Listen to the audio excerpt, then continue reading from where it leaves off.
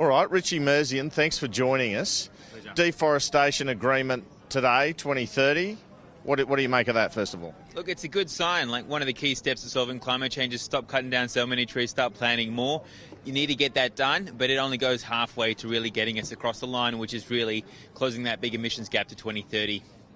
All right, now you've done something pretty provocative at the Australia Institute. Some might even call it unpatriotic, these ads against Australia in the Scottish and Italian papers. Why have you done that?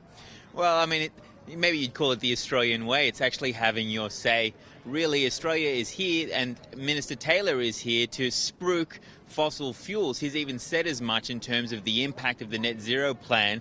Our ads are saying that net zero by 2050 is a fraud if fossil fuels flourish. The main source of greenhouse gas emissions is fossil fuels. Australia wants to dig up and export more. You can't have it both ways. If Australia is serious about dealing with climate change, it's got to keep those fossil fuels in the ground. No new coal, no new gas. That's what the International Energy Agency says, and that's what we're saying.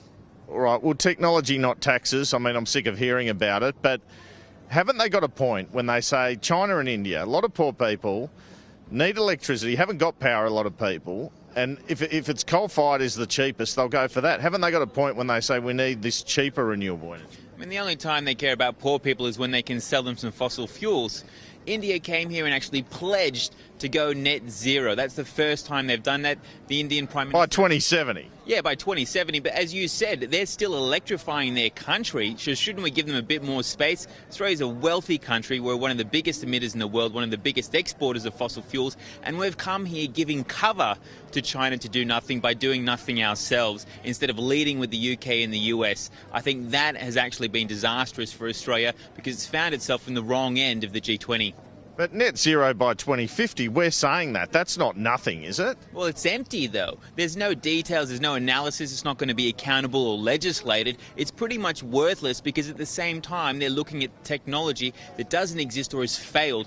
Angus Taylor's in here promoting carbon capture and storage, a colossal failure, over $4 billion of taxpayer money committed, and nothing to show for it when it comes to clean coal. You can't call that a serious plan.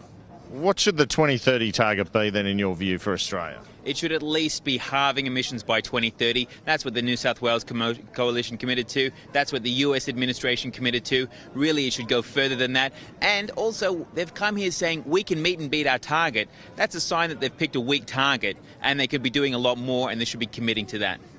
Do you need a carbon tax to get to the sort of target you're talking about? Look, carbon tax is just one of many ways you can do it. Really, what you need is a serious plan. You need an accountable target, and that's what we're missing right now. We could be going ahead and using the existing technologies in renewables, in electric vehicles to actually change our emissions now. We're not. We're playing funny buggers with technologies like carbon capture and storage that only support the fossil fuel industry. Now, you've worked for the Australian government before in these sorts of talks, right? Can you take us through what it's like being at the negotiating table? Yeah, I mean, it's a great privilege to be able to negotiate for Australia at these talks. And ultimately, it will grind out for the next 2 weeks. The package will only come together in the last few hours, and it's consensus-based, which means every country has to agree. So if one country is being an absolute holdout, it brings everyone else down. And that's why it's so important having leaders here to peer pressure each other to do more, because if we don't, we're going to fail this challenge. So you think Scott Morrison should have stayed longer? Well, definitely Minister Taylor should stay the entire 2 weeks. That'd be a good sign that Australia's here for the long haul. Instead, it seems like most of the ministers are skipping out this week. And it used to be the way, but prior to Paris, that people would come here and work out their target here. Was that a better process for a more ambitious target than arriving with your target?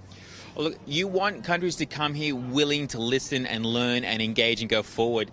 Like, what would have been great for Australia, if it can't commit to a 2030 target, at least open up that conversation. Say, look, we recognise that maybe it was a bit weak because we've definitely meet and beat it. Let's revisit it. We promise to re-look at that. Maybe we'll take a new mandate forward for the next election. Unfortunately, the Prime Minister has closed even that option, and that's just undefensible. All right, but if China do net zero 2060, India 2070... aren't these talks a bit of a failure? Well, no, not really. I mean, ultimately, Australia should be comparing itself to other wealthy, industrialised countries. We often do that for everything else except climate change. But I'm talking about global emissions. I mean, it's not achieving what Boris Johnson wanted it to achieve, right? Well, what Boris Johnson wants is ultimately for everyone to have a pathway to get to net zero, and for the first time ever, the third largest emitter in the world has said that they'll do that. Brazil, another major emitter, has upped its initial efforts as well. This is an incremental process. You're going to get bit by bit. It's not the end of it. We're going to have another COP and another COP and another COP, because obviously this hasn't solved everything. Would have liked to see more. Hopefully we'll see more in the next 2 weeks, but there's going to be further COPs. Richie Merzian, thanks so much for your time. My pleasure. The bottom 20% get nothing. They're really unfair tax cuts. People want to see much stronger action from the government when it comes to climate change. It's no coincidence that we have a wages crisis in Australia. Transitioning to net zero emissions, it doesn't seem like there's much room for gas.